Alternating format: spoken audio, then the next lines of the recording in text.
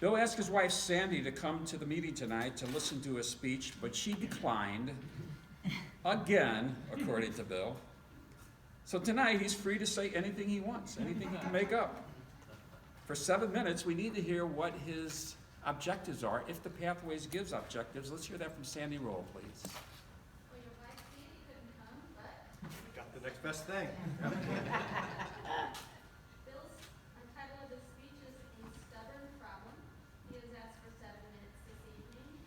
And Bill is taking the words from his evaluator from his last speech and using them to improve and in this speech. So he is focusing on closing back to the opening and wrapping things up. He's focusing on avoiding touch words, and he is recording his speech. And one thing I'd like to note is Bill is not apathetic about his evaluation last time and is using that too. Very good, thank you. For 7 minutes, a stubborn problem. Let's welcome Bill Hurston. Fellow Toastmasters, especially you, Howard, it's an honor to follow you. Thank you for creating this club and giving us all this opportunity. It's like we are all your children. I don't know how many people have come through here, but God bless you. Thank you. And to you, Major, welcome and thank you for your service. So Thursday mornings are one of my favorite times of the week. I meet my older son down on Washington Avenue. We have coffee every Thursday morning. And last Thursday, we realized we are both struggling with the exact same stubborn problem. And here it is.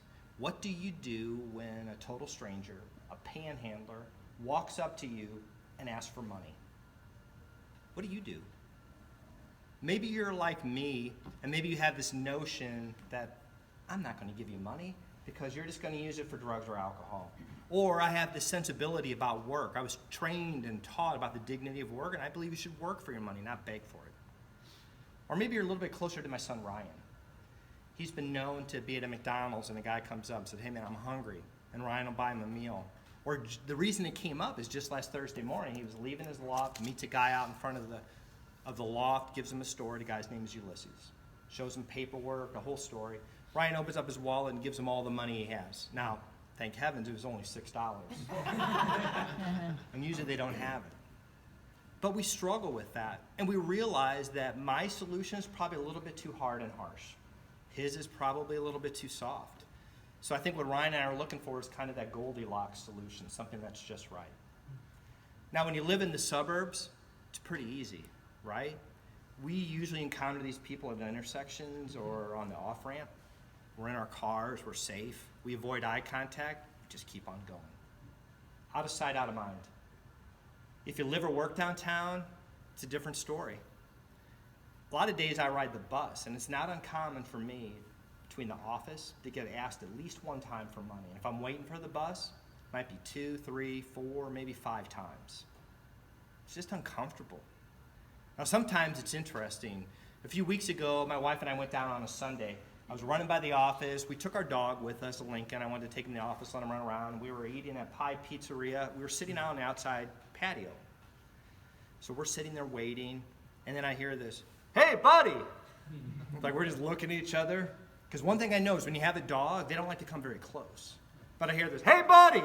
And my wife and I, we're just looking at each other. We're ignoring him. He goes, "That sure is a nice dog you have there."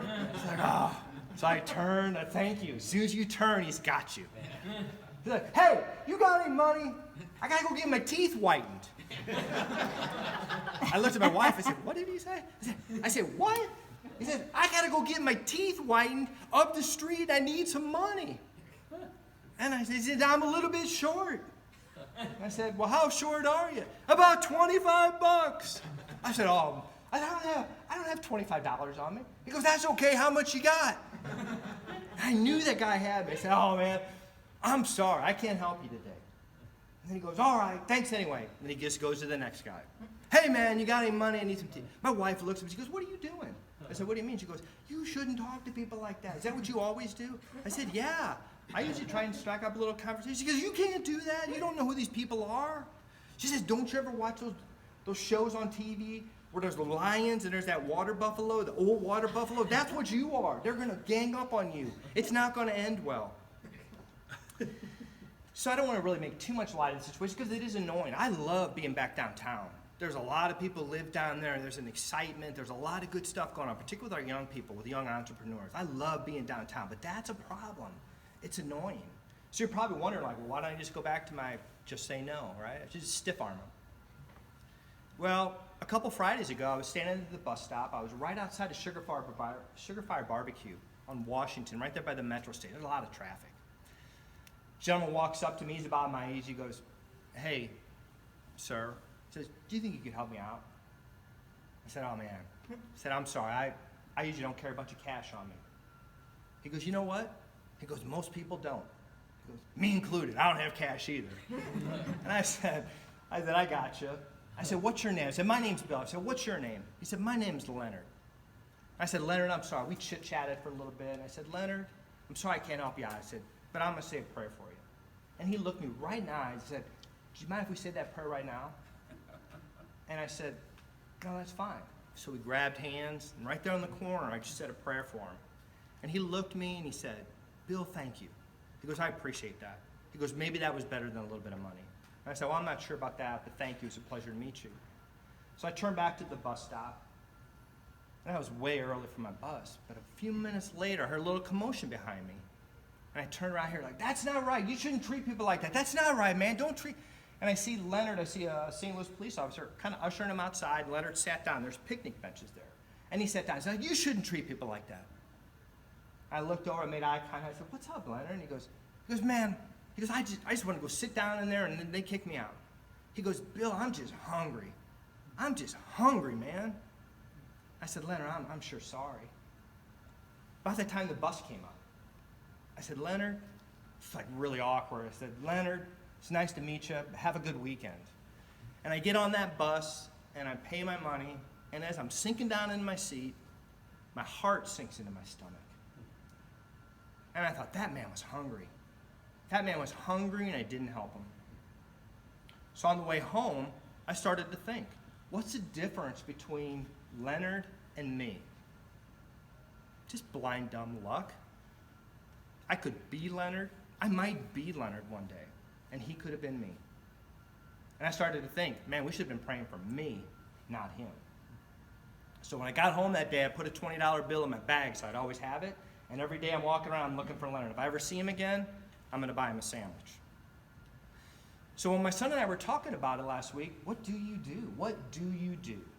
So we thought, well, maybe we'll come up with like a granola bar or some snacks. My son said, "Man, the problem with that, Dad, is you're going to eat the snacks before they ever get to you." But we know that 99 out of 100 people, they want the money. They want the money. So we don't know. So what I thought I would do is turn to the collective wisdom of the group. So on those little speaker form, maybe you have an idea. Maybe an idea for Ryan and I. You write it. If you've got something that works for you, let me know, and then Ryan and I will talk about it. And I think the thing is as Ryan and I go through this change of seasons, I realize that it's about not just a father and son, but it's two guys trying to figure out, like, how can we be better men? He was raised at a Jesuit high school, and one of the things is be a better man for others. And that's what I'd like to close with tonight is, how do I become a better man? And maybe you can help me. So thank you very much. Okay, Bill, don't go away. Bill.